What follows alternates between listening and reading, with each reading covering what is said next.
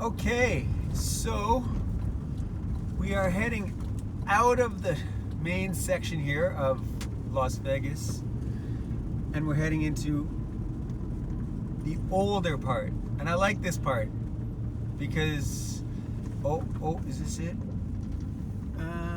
Why do I like this part? Well, there's wedding chapels, so if you want to get married, this is the spot. There's two of them back to back. Elvis weddings. I'm not sure what that means exactly, but this part of Las Vegas is, I mean, look at this, like, I don't know if you saw that, but there's like little motels that are, you know, like where I stayed last night.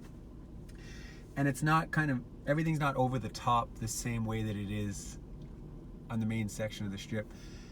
And plus, yeah, you have the wedding chapels, which is interesting. A lot of people come to Vegas to get married. What else is up here? So this is where the art section is. So there's quite a vibrant art scene in Las Vegas, which is, you know, maybe a little bit of a surprise. But there's some neat things happening, and maybe if we have time, we can explore this a little bit. What else is up here? Uh-oh, is the street closed? The other thing that's up here is they made a little village out of sea cans. You know those large cans that they put on the back of transport trucks to move stuff around? Well, they made a little park and market out of these things, and it's really neat. I actually think we could do something like that in Yellowknife if it wasn't minus 50 all the time. And yeah, you can just see it's so much quieter, right? But when we get to the far end, it's a little bit livelier. But look at the Oasis Motel, right? It's just pretty humble. So here's another wedding chapel. Oh, and you can see, is anyone getting married? No. So believe it or not, some of these chapels you don't even need to get out of your car. They do drive-through marriages, which, you know, it's not maybe for everybody, but if you really like your car and you know, you're in a rush, then you drive through there with your significant other and you get married. The other thing that's up here, there's a haunted house museum, which I've never been to, that I want to go to. And there's also, I just heard on the radio, on the drive-in, there is a mob museum. So I think I'm going to go to the mob museum tomorrow. I'm not in a huge rush tomorrow because I just need to get to Salt Lake City, and it's about 7 hours.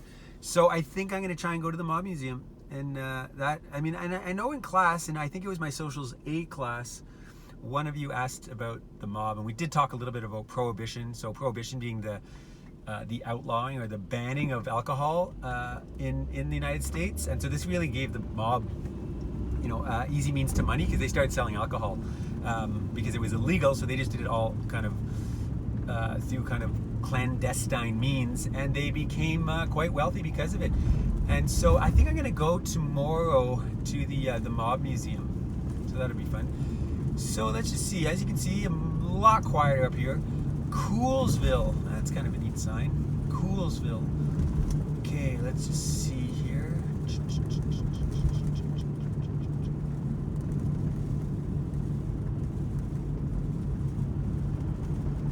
Okay, do you need a place to sleep? Oh, so right here. I'm just gonna slow down. There's no one behind me.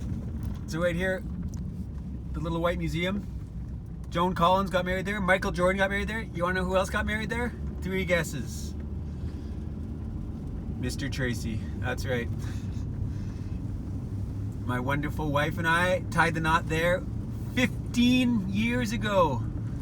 And so happily married ever since. And what's interesting about that is, the minister who performed the ceremony. This guy, I've been probably 25 weddings in my life. I've never seen someone as passionate about the institution of marriage as this gentleman. He was unbelievable, and it was just, I mean, it was remarkable how he was such a firm believer in marriage, and he went on about trust and about, you know, loving one another and taking care of one another through, you know, through challenging times, and and you know, just recognizing that it's not always going to be easy. And he went on and on. I mean, my wife Jessica, who some of you have met, I think, she was sobbing. It was, and to this day, I do kind of disappoint. I'm kind of disappointed that it cost us like $45 to get married there, US. And for $60, we could have had it videotaped, and I didn't do it. I thought, you know what? Are we really going to want to watch this again? And I thought, no. In hindsight, we should have, for the extra $15, it would have been worth it. That said, I mean, you know, my memory is, it's a nice memory to have. And so, what's interesting, another thing is, when we got back to Canada, we had a get-together, kind of a reception, and we mailed everybody postcards saying, guess who got married in Las Vegas, and please meet us on this date in Toronto. We had a big get together. There was probably, I don't know, like 75 or 100 people there. I can't remember. And my mother, once we told her about the pastor that conducted our wedding, she wanted to fly him to Toronto so we could renew our vows. Here's another chapel.